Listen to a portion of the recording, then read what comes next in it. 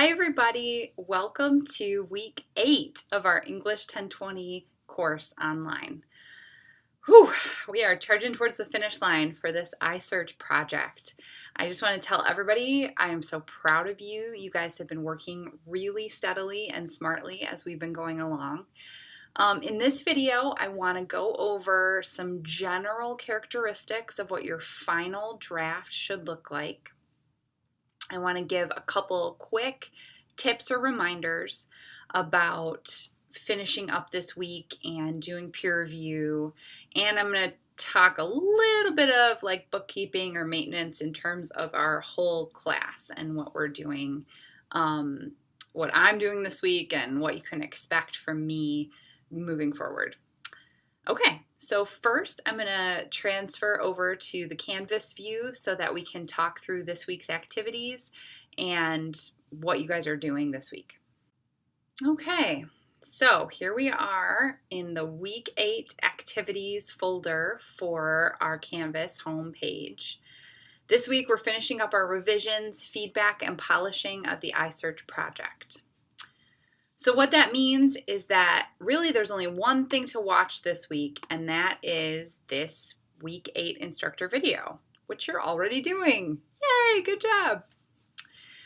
As far as reading it goes, if there's any other sources that you need to be reading over, you can feel free to read those. But mainly what I'm expecting is that you're going to be rereading your own paper and revising as needed, and that you're going to really carefully and generously read each other's full drafts when we do peer review this week. The main things that you want to write this week are, of course, comments on your classmates' drafts. DJ number 8 is going to ask you to do some reflection and pause to take a moment to select another artifact to place in your OneDrive portfolio. So thinking back over Project 2 and thinking about a piece of writing that really demonstrates your learning during this project. Then the final thing is to get your submission draft for Project 2 finalized. So it seems like a light week in terms of the assignment load is pretty much like consistently just be working on Project 2, be working on Project 2, be working on Project 2. But there's little pieces to that, right? And we've broken it down so that by tomorrow, Wednesday, you want to have watched this video, read your own paper and question and revised as needed. If you are going to have a conference with me, or if you've already had a conference with me about your draft, think about what we talk about. By Friday, you want to be ready to go for reader review. So, once again, this is always a little bit flexible, Friday, Saturday-ish, but you want to be sure that you're contributing to the discussion board with enough time so that you can give feedback to classmates that they can take up in time before the Sunday deadline, and also so that when you receive feedback, it's useful to you and that you can take it up before the Sunday deadline. By Sunday, really, you're turning that puppy in and getting set to go for Project 3A and B. So you want to read over that project description and be ready to go next week for that. But before we get there, I want to pull this back. I have a couple of things I want to talk to you guys about, and I'm going to close this Canvas view and then we can talk about them. Okay, so I have 3 main things that I wanted to talk over with you guys, remind you of, and kind of put at the tip of your brain as you are finishing this project. Thing number 1, don't panic. And what I mean by that is maybe you are getting to a point in your iSearch where you have written some things, you've tried to go down a couple of research paths, and maybe you don't feel super confident about what you have been finding. Maybe you feel like you've hit a wall, or maybe you have a sinking feeling like you've done this all wrong. Don't panic. You don't necessarily need to change your research topic. okay? I've had a lot of people email me like, Nicole, can I change my research topic? Is it okay if I change my research topic? And my response to that is, of course it is. I want you guys to be researching something you're genuinely interested in. That's why we did all that brainstorming work to try to develop good questions at the beginning of this project. But while it's totally okay to change your research topic if you're really not in love with it and to change it to something that you really are in love with, I don't want anyone to be switching topics because you feel like it's going to be easier or there's more research about X. It's fine. I'm not going to, come down on anyone for changing their topics, but hear my heart here, guys. I want you to research something that you are truly interested in. And I'm here to tell you that it is possible to research anything.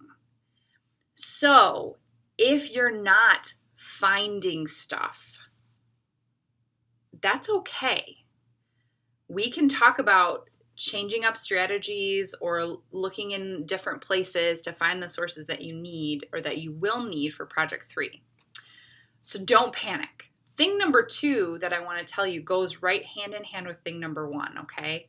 You don't have to change your research topic necessarily because Project 2, the iSearch paper, is not a research paper, okay? I'm going to say that again. Project 2, the iSearch paper, is not a research paper in the traditional way that we might think of a research paper, okay? We are going to do a more traditional academic researched argument in Project 3A, but that's not what we're doing right now. Right now, we're experimenting with research processes for secondary research, okay? And the thing that you are writing that you're going to turn into me is the story of your research process, okay? Or if you're more scientifically minded among us, think about it as you're writing the results section, the methods and the results of an experiment that you've done with research. So here's the thing. If you feel like you didn't find any sources, that's a result. Write about that. Write about why. Write about the process. And in your conclusion for your iSearch, write about next steps or the things you might have to change to find the sources that you need for Project 3. If you feel like you're not finding the kinds of sources that you want, that's a result too. Write about that. Why are you finding those kinds of sources? Is it because there isn't that much research out there? Is it because the discipline in which you're researching isn't the right discipline to be looking? Is it because it's too overwhelming to look through the 50,000 results that Google Scholar pulled up for you and the first 2 pages of results didn't yield what you wanted them to yield? Write all of that down. Write it in chronological order. Pretend like as you're writing the iSearch, you're writing an interesting story about something you're curious about and how you investigated it. And then at the end of the story, if you didn't find anything or if you didn't find exactly what you were looking for, say that. And then in your conclusion, try to analyze and reflect on why. Why didn't you find anything? What might need to change? What new methods for researching? Because remember, that's what research means. You search and you search again and you tweak your search terms and you search again and you try a different database and you search again.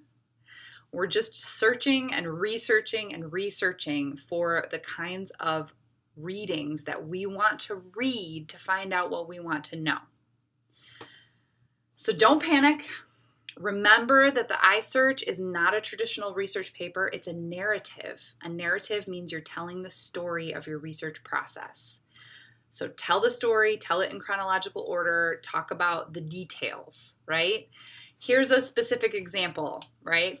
I would rather hear you tell me step by step the thoughts you thought that made you choose the database you chose. Oh my gosh, I am an English teacher, I promise. How did you choose what you chose? What made you put those search terms in? What did you change your search terms to if you didn't get the right things that you wanted? Why did you change them to those search terms? Did you use any Boolean tricks that we talked about before? Did you use the library database, and what was that like? How did that compare and contrast to Google Scholar? What thoughts were going on in your mind? I want to hear that instead of, I found an article. Okay. How did you find an article? What was the process that you went through? Because we all know that there's so much wrapped up in that one sentence. I found an article. Where did you find it? What process did you use to find it?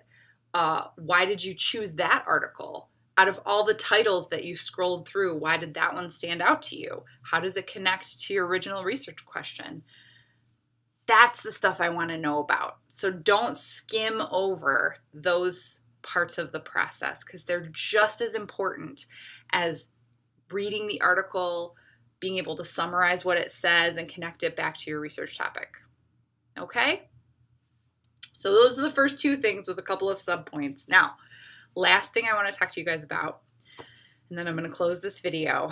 I just want to take a moment to talk some housekeeping about our online course, and in particular, my incredible backlog of grading. I need to apologize to you guys. I am very behind in grading. My goal is to be fully caught up by the end of this week.